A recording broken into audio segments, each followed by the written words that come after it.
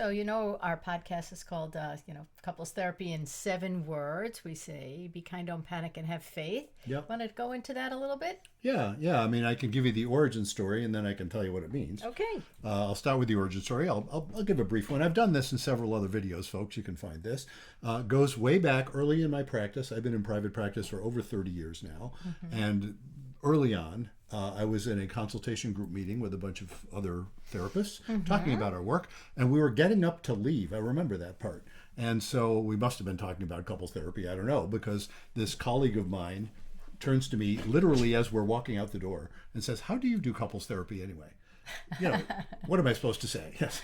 Sit down. Explain it to me while standing on one foot. While standing on one foot. In fact, in one of my books, I compare it to Hillel's, what Hillel did with that. Look it up, folks. Google it, yes.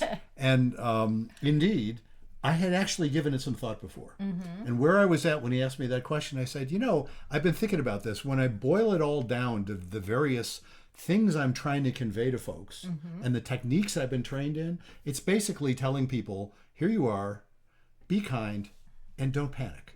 Now, why? Well, first of all, I don't just mean be nice. Yes, we should all be nice, but people aren't always nice. I mean, be kin. Recognize your kinship. Hey, you may think this other person's your enemy, but they're not. They're on the team. You may need to change that, but at least for now, they're on the team, right? So there's that. And then the reason I say don't panic, of course, most of the techniques I had been trained in and the experience I had been, developing was all about helping people not panic. Don't panic so you can be kind. Yeah. You can't be kind if you're in a panic. You're too much into fight or flight or freeze or whatever, and that's not about kindness. So be kind and don't panic. So I thought, well, that's a nice little 5-word formula, counting and, right? And so I started sharing that with people that I work with. I would say, what do you think about this?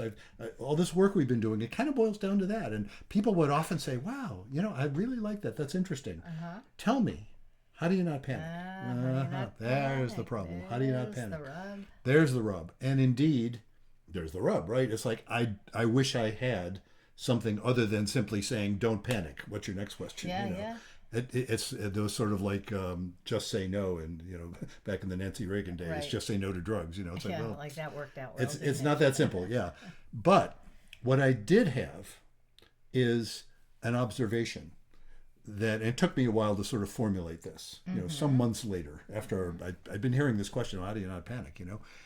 I realized, well, if I think about the couples I work with, the ones who are better at it, the ones who manage to not panic better, even when they're dealing with things like infidelity, serious breaches that have them freaking out. How do they manage to be really upset but not panic? To still be able to hear themselves in each other. Right. It's the couples that manifested a particular mindset. And the mindset, and you've already telegraphed this from the rest of the 7 words, the mindset is Faith, exactly. What I mean by faith isn't religious faith necessarily. It's not inconsistent with a religious faith, but it's not the same thing. It's a more general thing. Faith, the way I talk about it, is it's a mindset that says reality is basically right to be what it is. Reality is right to be what it is.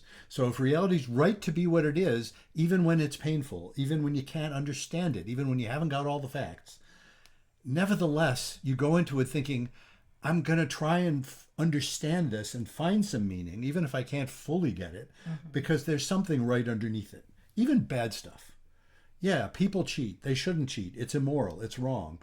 But there's something underneath it that probably I better understand, because I'll understand better what's going on in my relationship. So the couples that could do that could manifest that faith, they were the ones who didn't panic. They were the ones who could work with it. Now I want to tie that to something else. Okay. The couples that would come in, and again, I like using that example of infidelity. First of all, it's very common in my practice. And secondly, it's big and painful. It's huge. So people come in dealing with infidelity. The folks that would come in and say, we just want to go back to how it was. The one who did the cheating is saying, oh, I was drunk and it was terrible and I never want to do that again. I'm so sorry. I'll never do it again. Let's go back to how it was. Things were fine until I did that stupid thing. And the other person is apt to say, damn right, things were fine until we did that stupid thing. And we're going to make sure you don't. And we're going to set up all the rules to make sure you don't. That's what we're going to do. Those couples, they want to go back to how it was. You can't go back to how it was. Yeah. It is not possible. And that's a manifestation of lack of faith.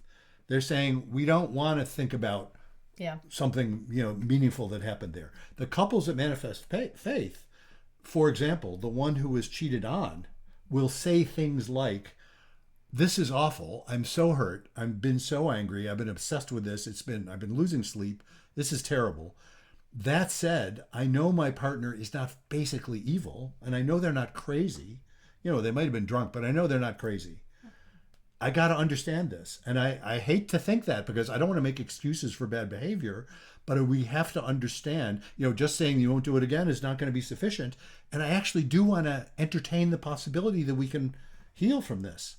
We'll only do that if we actually are willing to look at what was the context, what was going on, what was happening in the relationship. Doesn't justify it, doesn't justify bad behavior, but it means that you can look at the meaning. That's what it means. That's basically what faith is.